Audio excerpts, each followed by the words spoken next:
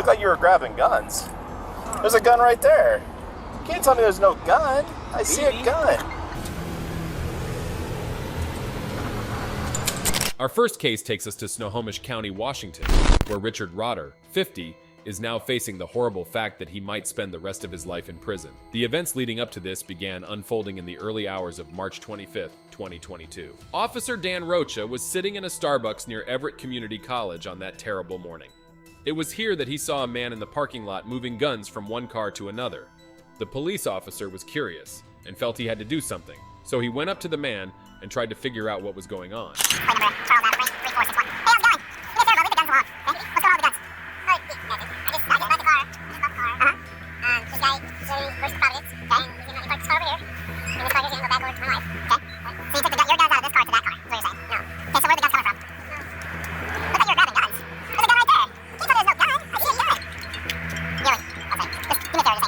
The sight of Rotter moving the guns in the middle of a parking lot was suspicious enough to warrant further investigation.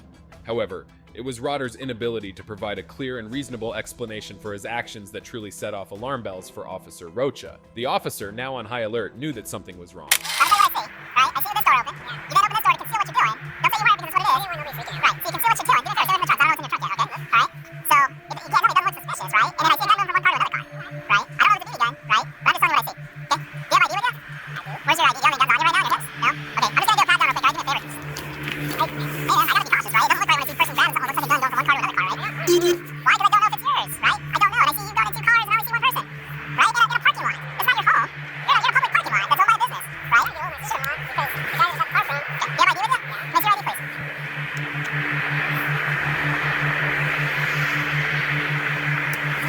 Officer Rocha's strong suspicions were soon proven to be correct. Eventually, it became clear that Rotter wasn't doing anything good or legal. A quick check of Richard Rotter's ID through the police system showed that he was actually on the run with an open warrant. This new information made things much worse, changing a normal question into a high-stakes encounter. This is about to get messy, so keep watching. So you have a DV assault warrant, so I'm just letting you know. Yeah. So you have a DV assault warrant is what they're telling me, alright? So you're not free to go, okay? That's what I'm telling you. What's that? DV assault? Assault on a domestic partnership. On somebody you have a domestic partnership. I don't have nothing like that. That's what they're telling me, right? The encounter, ideally, should have ended with Rotter being handcuffed and placed in the back of a squad car, destined for jail. However, when Officer Rocha attempted to arrest him, the situation rapidly spiraled out of control in a way that no one could have anticipated. So, right now, you're definitely not being able to go, alright? Because right now, you're being investigated on suspicion of unlawful possession of a firearm, okay? I'm gonna be honest with you. Nope, not at all, right? You're a convicted felon, which you confirmed, right? They also confirmed. You then, well, I'm telling you, I'll be honest with you, right? You told me that it was a BB gun, and now you just told me, I just asked you, you said no. So is there a BB gun? Yes or no? So I'm asking you, yes or no? I don't know, you know, that's okay, so we're gonna get to my partner, get to it. Hold on. Don't go towards the car. You understand me? I'm just saying. Look at me. I'm just saying. You're not listening. Alright, turn around, face away from me, you do the same. Put your hands behind your back. I'm gonna put you in the ground if you do not put your hands behind your back. You understand? No. Put your hands behind your back. Put your hands behind your back. Put your hands behind your back. You understand? Police reports say that Rotter was able to get a gun and fire at least 2 shots less than 4 seconds after Officer Rocha threw him to the ground. When these shots hit Officer Rocha, they almost instantly knocked him out. Rotter didn't stop there, though. He got in his car and, in a shocking act of violence, ran over the officer's body as he drove away from the parking lot. This brazen escape led to a massive and well-publicized search. Watch what the news channel has to say. Following the trial of the man accused of killing Everett police officer Dan Rocha. Today, testimony focused around Rotter's arrest following that fatal shooting and his reckless getaway attempt that ended in a crash. There was a dramatic car chase that finished with a crash involving 3 cars more than 2 miles south of the Starbucks where the first incident happened. Richard Rotter was finally caught and was charged with many major crimes. He was charged with first-degree murder, unlawful possession of a firearm, and possession of a controlled substance with intent to manufacture. In the end, Rotter was found guilty on all charges and was sentenced to life in prison without the possibility of parole, ensuring that he will spend the remainder of his days behind bars. If you think this was cruel enough, wait till you see this case. This case involves Hollis Alvin Daniels, a 19-year-old student at Texas Tech University. It was during his time at this institution that he was captured on camera, committing an unthinkable act, the cold-blooded murder of a police officer. The tragic events that led to this horrifying crime began to unfold in the early hours of October 9th, 2017. Dispatch received reports of a stolen firearm, setting off a chain of events that would end in tragedy. Several minutes later, patrol cops saw a car that looked like the suspects. Right away, they started a traffic stop. They were shocked to see that the driver of the car was a young man named Hollis Daniels, who seemed cool and collected when they approached him. Hey, what's going on, man? Lost Police Department. Okay, what's going on tonight, man?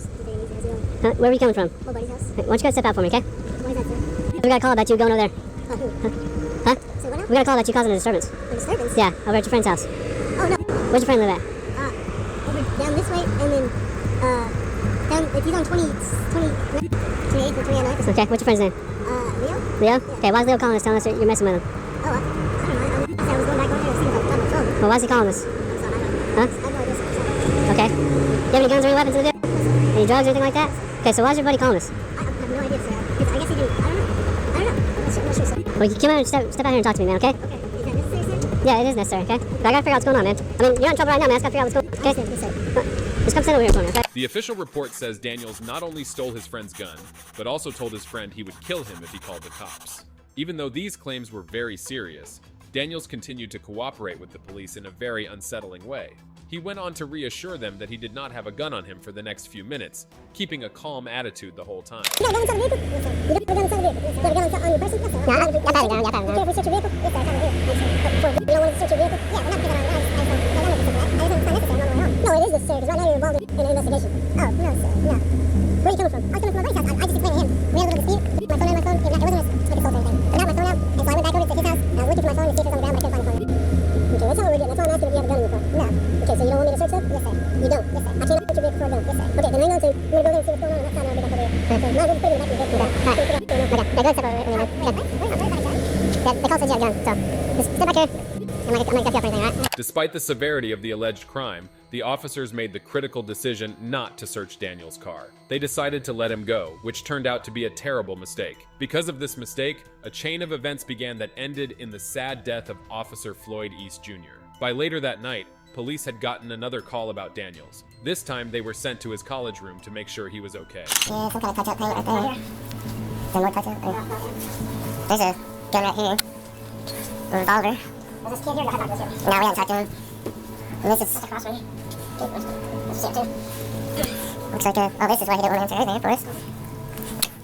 Still not seeing any holes. Put some gloves on. Was that the gun? Or was that crossword? They said it was a gun. I thought it was a gun. One of them said he saw a gun. He said he heard shots go off. Yeah, I heard one gunshot. And then he texted the roommate in here about it. And then they talked to him. And at first he said he dropped something. And then he said his gun accidentally went off. And then he saw 2 holes. In the wall and floor. You never saw the actual gun? He says he did. For a couple seconds he saw it looked like a 9mm handgun. The police found a disturbing scene in Daniels' college room when they got there. The walls were marked with bullet holes and the room was full of illegal drugs and drug equipment. Daniels went back to his room just as the police were ending their search. He was quickly caught there, and then... Hey, what's your name, bud? What's your name? Andres. No, it's not. What? We've already talked to the other 3 roommates. We know what they look like. Yeah. That was a good try, though. Hey.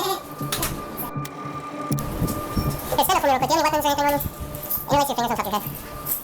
What is it called? Keep your hands right there, okay? I'll explain it to you as soon as I get done. Spread your feet out real quick. Officer Floyd East Jr. conducted a thorough search of Daniels, yet somehow missed the stolen firearm that Daniels had concealed in his pants. Despite this, Daniels was arrested for possession of illegal drugs and was transported to the Texas Tech Police Department for further processing. Go ahead, feet. Oh, Charlie back here.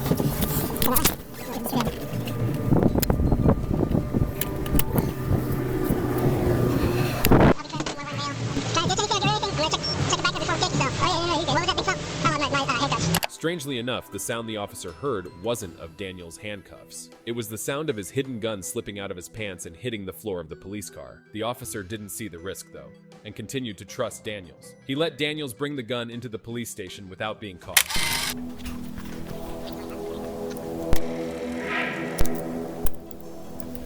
Believing that Daniels was being cooperative, Officer East Jr. made the fateful decision to remove his handcuffs and escort him alone into a room for processing.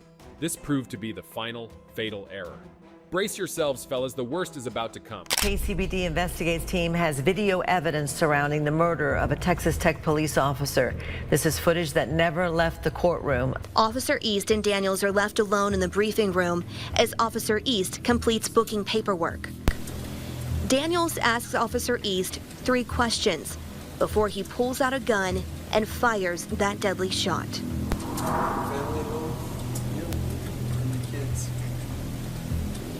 Pretty old.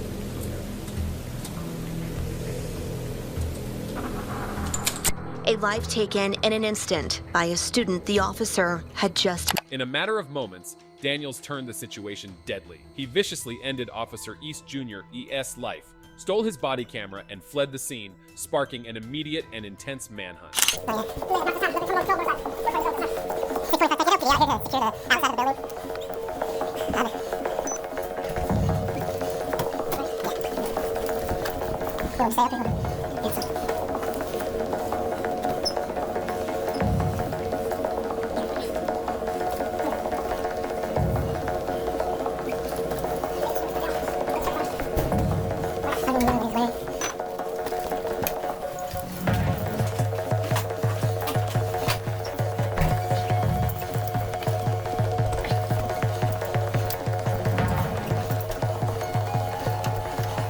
For another hour, cops searched desperately for Daniels all over campus and in the police station.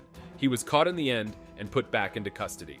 Daniels was charged with and found guilty of the murder of a police officer with the death penalty. Because of what he did, he was given a term of life in prison without the chance of parole. This meant that he would spend the rest of his life in jail, and he should rot there because that is where he deserves to be. Some people are bad, but some people are just worse. There are all sorts of criminals roaming around. We hope they don't hurt more people or any of the police folk. With that being said, stay safe and subscribe to our channel to watch more videos.